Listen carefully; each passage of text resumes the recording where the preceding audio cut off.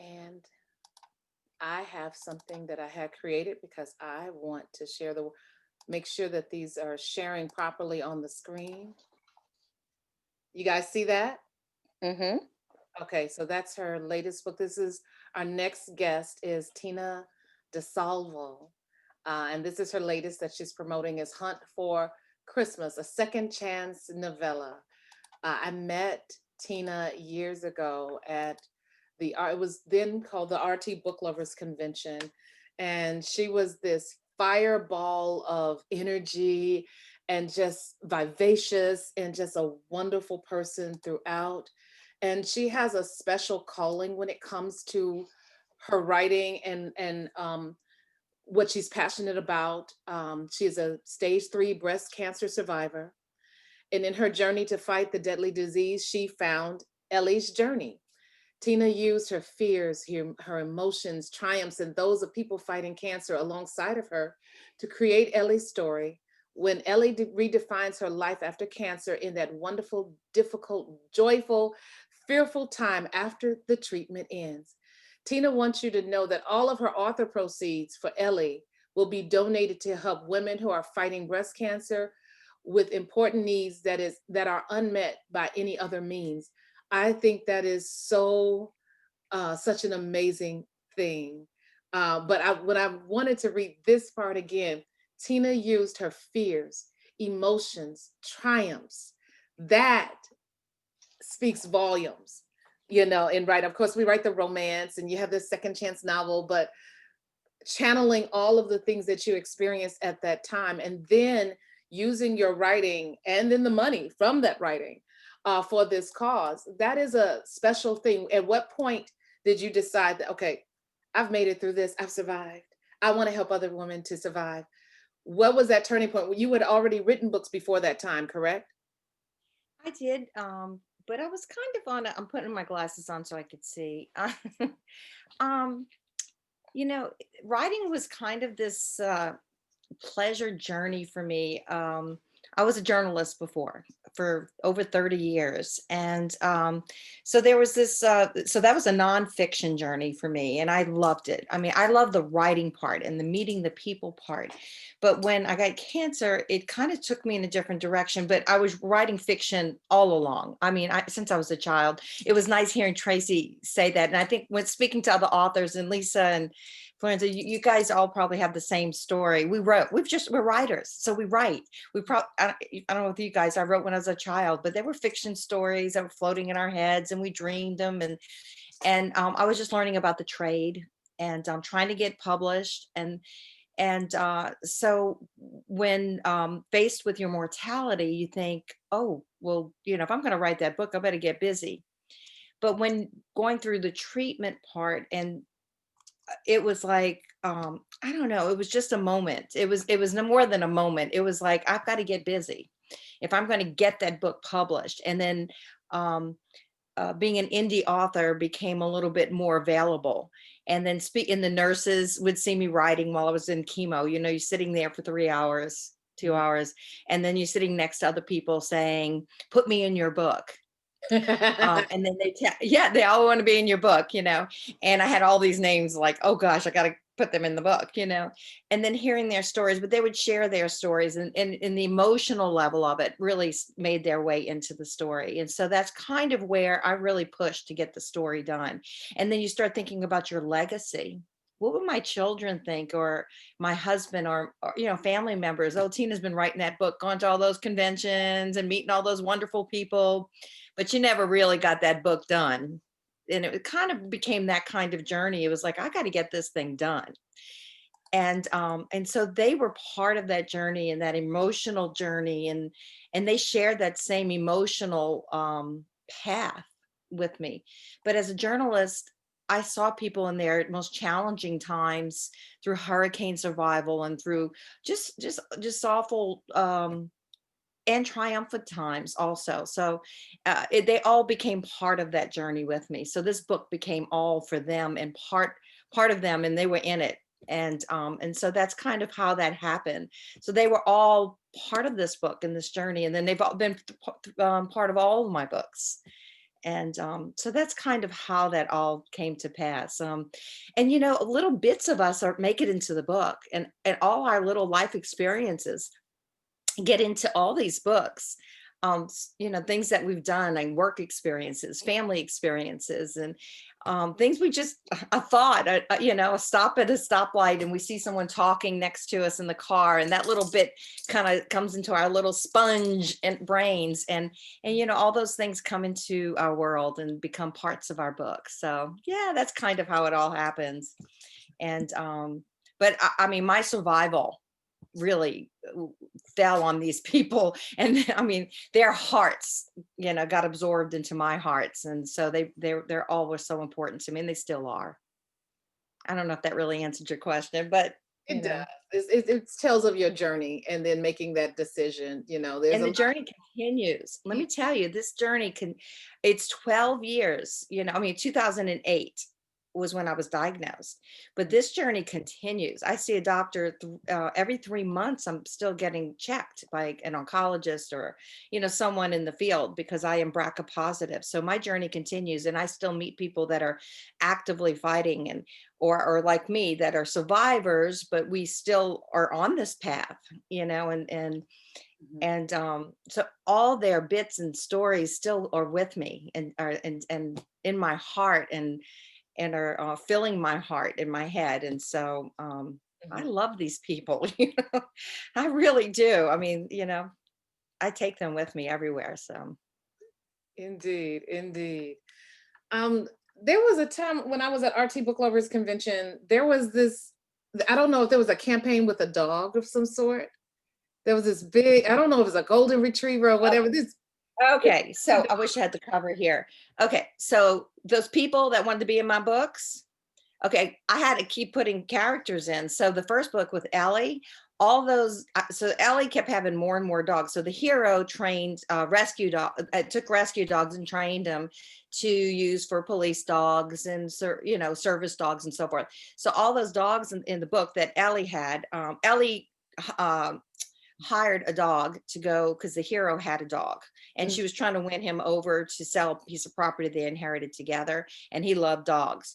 So there were a lot of dogs in the story, and she inherited a bunch of dogs, and she knew nothing about dogs, never owned a dog in her life, didn't know a thing about it, but she just fell in love with this cute little bowl and noodle dog that had beautiful Gucci fingernails, and because she was from Hollywood, and so she just loved that. And she was going down in the deep South, and they liked hound dogs and hunting dogs, and dirty old sloppy dogs that ran in the bayous, and got muddy and all that. And she just she was not. It was just a fish out of water kind of thing.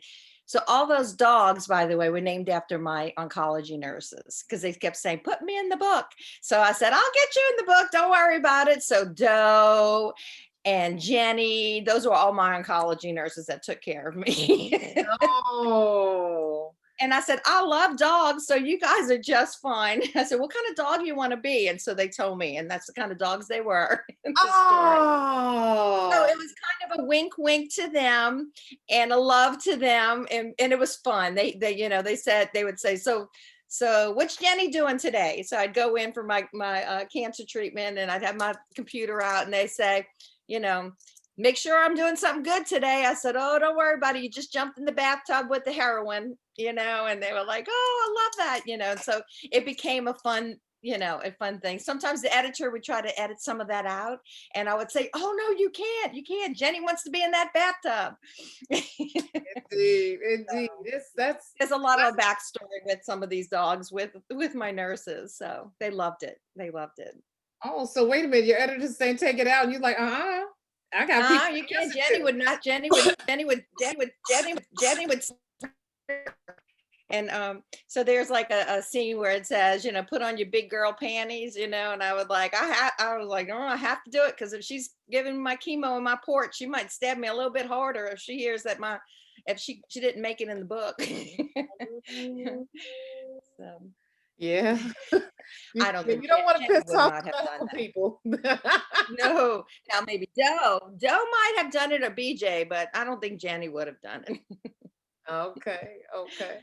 So So anyway, yeah, so that's kind of how that happened. And then through this journey though, I discovered a lot about unmet needs. And so that's kind of where that my cause, and I say my cause, but my devotion to these people that often have insurance or often have wonderful organizations to help, but they fall through the cracks. So like during I live deep south, you know, in New Orleans, or right outside of New Orleans, the city of New Orleans, and they have really great programs. But say a hurricane's coming, and these people that are getting cancer treatment um, might not be able to get some of the needs, some of their needs met through these great organizations that do a lot of great, wonderful things.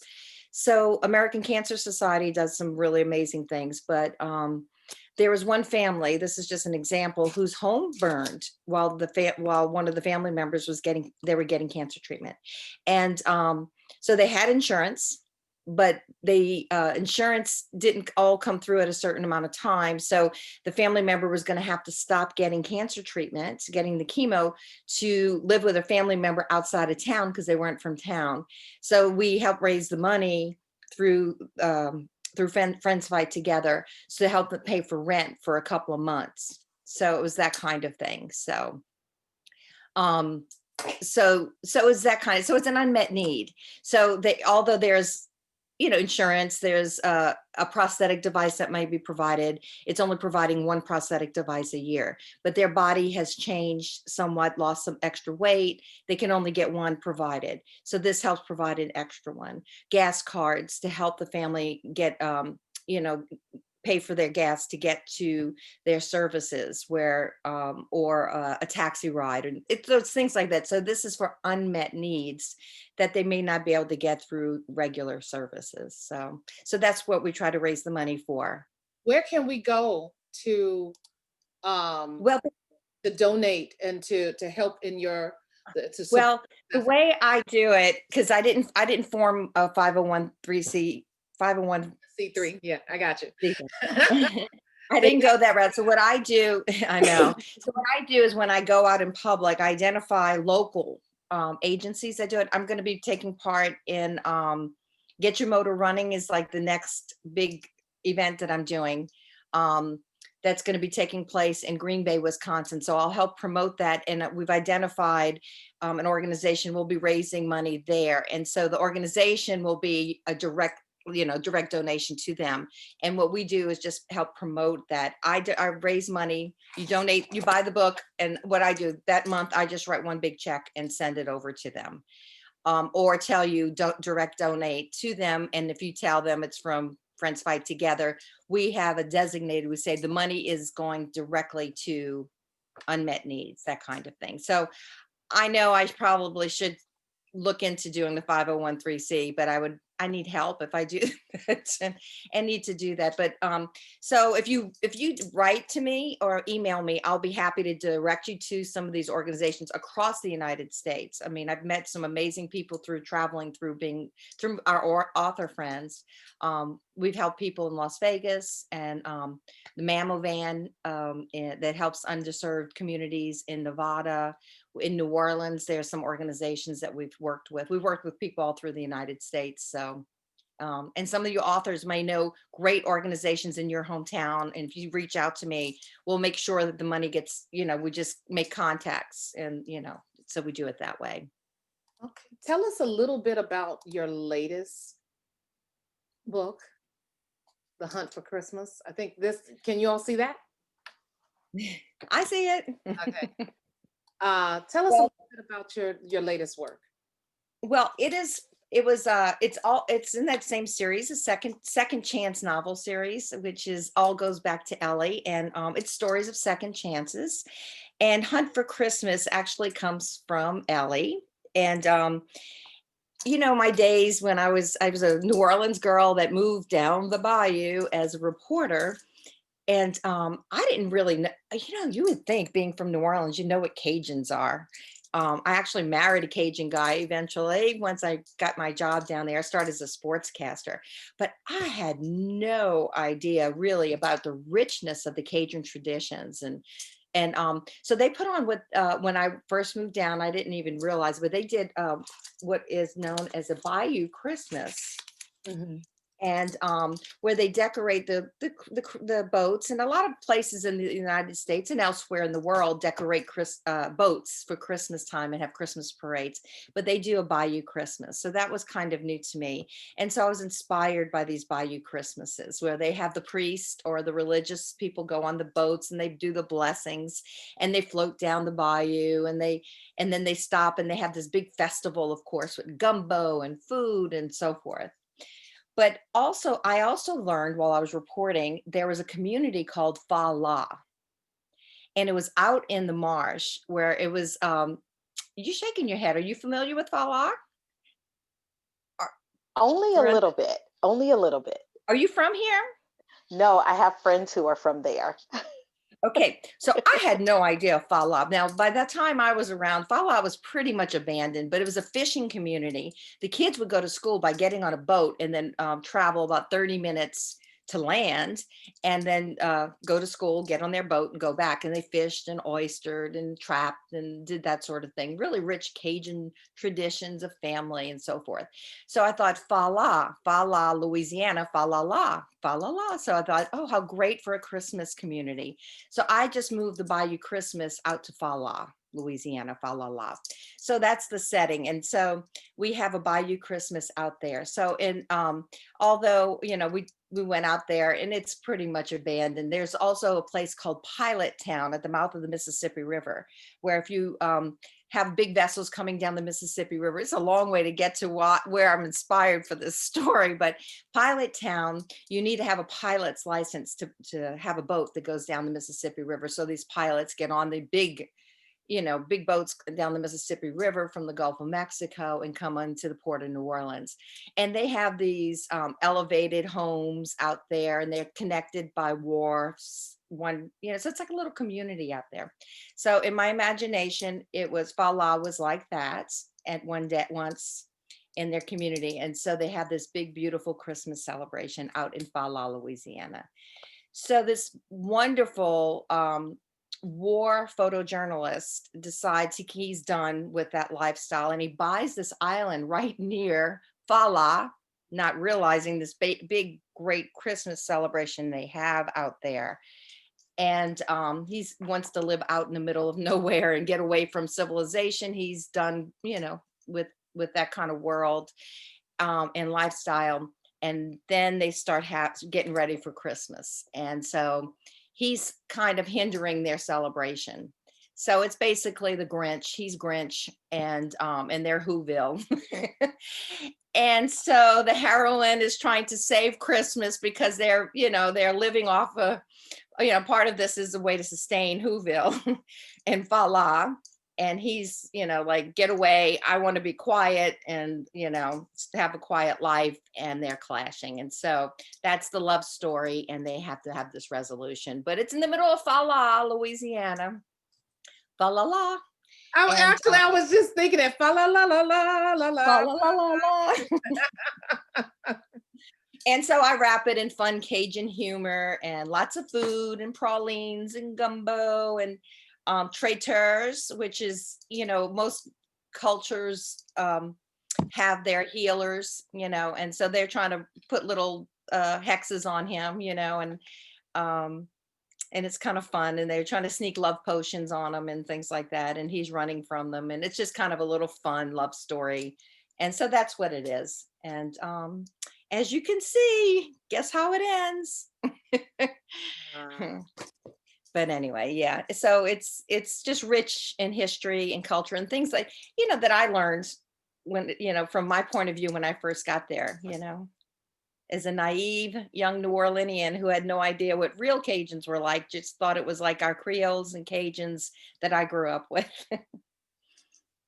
All right. What you're working on now?